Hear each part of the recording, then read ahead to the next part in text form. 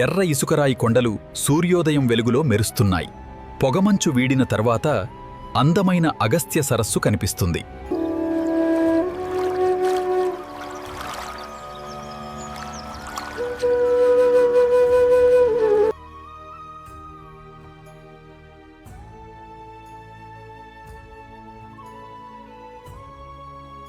కాలం మారినా ఈ మహిమ ఎప్పటికీ నిలిచేంది.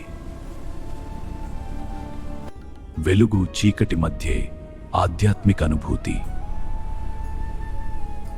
బాదామి గుహలలోని క్లిష్టమైన శిల్పాలు ప్రాచీన భారతీయ కళ మరియు భక్తికి నిదర్శనం. ఈరోజు మనం ఓ అద్భుతమైన ప్రయాణం చేయబోతున్నాం. ఎక్కడికంటే బాదామి గుహాలయాలకు. ప్రాచీన భారత వాస్తుశిల్పానికి ఇదొక నిలువుటద్దం లాంటిది. రండి, రాళ్లలో దాగి ఉన్న ఆ కథలేంటో కలిసి తెలుసుకుందాం. ఆహా, ఈ మాటలు వింటుంటేనే బాదామి వాతావరణం ఎలా ఉంటుందో ఊహించుకోవచ్చు కదా. నిజమే, అది కేవలం ఒక ప్రదేశం కాదు, సమయమే అక్కడ ఆగిపోయి రాళ్ల రూపంలో మనకు కనిపిస్తున్నట్లుంటుంది. ఒక అద్భుతమైన అనుభూతి. సరే, మరి మన ప్రయాణం ఎక్కడ మొదలు పెడదాం? బాదామి చారిత్రక నేపథ్యంతో స్టార్ట్ చేద్దాం. ఎందుకంటే ఈ గుహలు కేవలం అందమైన కళాఖండాలు మాత్రమే కాదు, ఒకప్పుడు ఒక మహా సామ్రాజ్యానికి గుండెకాయలాంటి రాజధాని అనమాట. ఒకసారి ఈ టైంలైన్ చూడండి. 6వ శతాబ్దంలో తొలి చాళుక్యులు వాతాపిని అంటే ఇప్పటి బాదామిని తమ రాజధానిగా చేసుకున్నారు. ఇక క్రీస్తుశకం 578లో రాజు మంగళేశుడు అన్నిటికంటే పెద్దదైన 3వ గుహను ప్రతిష్ఠించారు. 8వ శతాబ్దం వచ్చేసరికి చాళుక్యుల పాలన క్షీణించినా వాళ్ల వాస్తుశిల్ప వారసత్వం మాత్రం ఇప్పటికీ బలంగా నిల్చుంది. చూసారా, వాళ్లు కేవలం రాళ్లను చెక్కలేదు, చరిత్రనే చెక్కారు. అసలు ఈ రాతి వాస్తుశిల్పం అంటే ఏంటి? సింపుల్గా చెప్పాలంటే ఇది ఇటుకలు, సిమెంట్తో కట్టడం కాదు, ఒక పెద్ద కొండను, అవును, ఒక సహజమైన కొండను తొలిచి దాన్ని ఒక గుడిగా మార్చడం. ఒక్కసారి ఆలోచించండి, ఎంత శ్రమ, ఎంత నైపుణ్యం ఉంటే ఇది సాధ్యమవుతుంది. రైట్, ఇక మనం ఆలస్యం చేయకుండా ఆ అద్భుతమైన గుహల సముదాయంలోకి అడుగుపెట్టేద్దాం. మనం మొదటి స్టాప్ శివుడికి అంకితం చేసిన మొదటి గుహ. మనం అలా మొదటి గుహలోకి అడుగుపెట్టగానే మనకు శివుడి శక్తివంతమైన రూపాలు స్వాగతం పలుకుతాయి. ఇక్కడున్న ప్రతి శిల్పం వెనుక ఒక కథ ఉంది. పురాణగాథలన్నీ రాళ్లలో ప్రాణం పోసుకుని మన కళ్ల ముందు నిలబడినట్టనిపిస్తుంది. భక్తి, కళ రెండూ కలిసిపోయిన ఒక అద్భుతమైన ప్రదేశమిది. ఈ గుహలో ముఖ్యంగా కొన్ని శిల్పాలు మనల్ని కట్టిపడేస్తాయి. ఉదాహరణకి 18 చేతులతో విశ్వనృత్యం చేస్తున్న 5 అడుగుల నటరాజ విగ్రహం. అబ్బా, ఆ భంగిమ చూస్తే మాటలు ఇక శివుడు, విష్ణువు ఇద్దరూ ఒకే రూపంలో ఉన్న హరిహర ఐక్యతకు ప్రతీక. అలాగే శివపార్వతులు కలిసి ఉన్న అర్ధనారీశ్వర రూపం.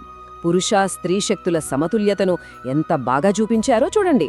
మహిషాసురుణ్ణి సంహరిస్తున్న దుర్గాదేవి శిల్పం కూడా ఇక్కడ ఉంది. సరే, మొదటి గుహ చూసాం కదా. ఇప్పుడు మన ప్రయాణం విష్ణుమూర్తికి అంకితమైన 2వ, 3వ గుహల వైపు సాగుతోంది. ఇక్కడ మనకొక కొత్త ప్రపంచం కనిపిస్తోంది. ఈ 2వ గుహ చూడటానికే మొదటి గుహలాగే ఉంటుంది, కానీ ఇక్కడ కథ మొత్తం విష్ణుమూర్తిది. ఆ ఎర్రటి ఇసుకరాయి మీద విష్ణువు కథలన్నీ అద్భుతంగా చెక్కారు. ఇక్కడ మనల్ని ఎక్కువగా ఆకట్టుకునేది త్రివిక్రముడి భారీ శిల్పం.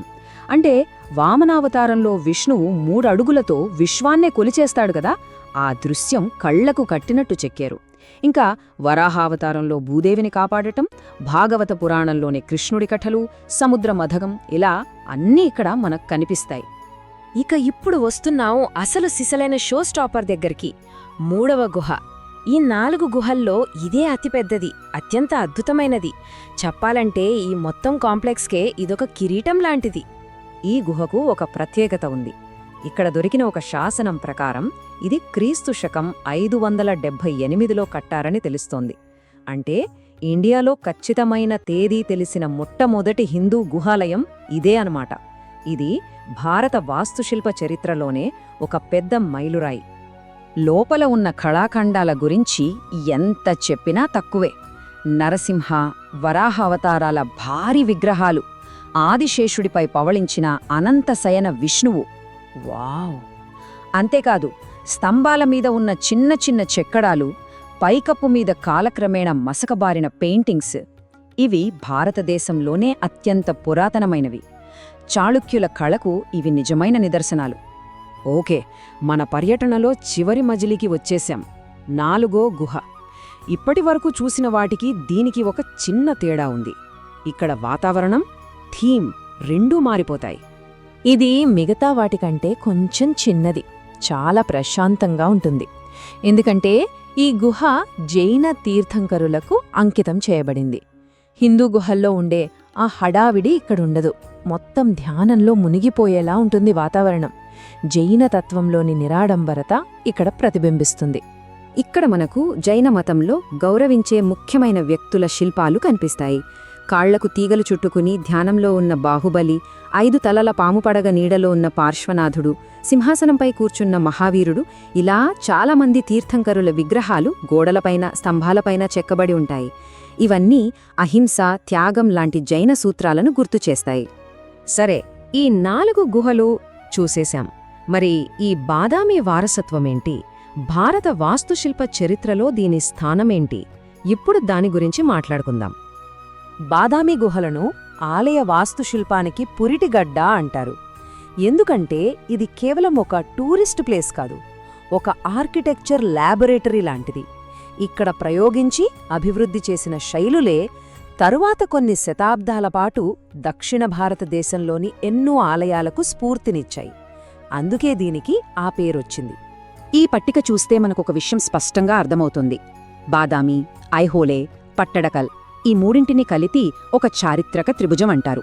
బాదామి రాజధాని అయితే దానికి దగ్గర్లోనే ఉన్న ఐహోలేలో 120కి పైగా ఆలయాలు కట్టి రకరకాల ప్రయోగాలు చేశారు. దాని ఒక ప్రయోగశాల అనొచ్చు. ఇక ఆ ప్రయోగాలన్నీ ఫలించి ఒక పరిణితి చెందిన శైలి మనకు పట్టడకల్లో కనిపిస్తుంది. ఈ 3 ప్రదేశాలు కలిసి భారతీయ ఆలయ రాస్తు శిల్పంలో ఒక స్వర్ణ యుగాన్ని సృష్టించాయి. ఇదండి బాదామి కథ. అయితే వెళ్లే ముందు ఒక ప్రశ్న. మన పూర్వీకులు ఇంతటి కథలను, ఇంతటి చరిత్రను రాళ్లలో చెక్కగలిగినప్పుడు మనకు తెలియకుండా ఇంకెన్ని చరిత్రలు, ఇంకెన్ని కథలు మట్టిలోనో రాళ్లలోనో మనకోసం వేచి చూస్తున్నాయో కదా. ఈ అద్భుతమైన చారిత్రక ప్రయాణంలో నాతో పాటు వచ్చినందుకు చాలా ధన్యవాదాలు. బాదామి గుహల గురించిన ఈ కథనం మీకు నచ్చిందనే అనుకుంటున్నాను. నచ్చినట్లయితే తప్పకుండా లైక్ చేయండి, సబ్స్క్రైబ్ చేసుకోండి. అలాగే చరిత్ర అంటే ఇష్టమున్న మీ స్నేహితులతో కూడా దీన్ని పంచుకోండి. మరో ఆసక్తికరమైన కథనంతో మళ్ళీ కలుద్దాం. ధన్యవాదాలు.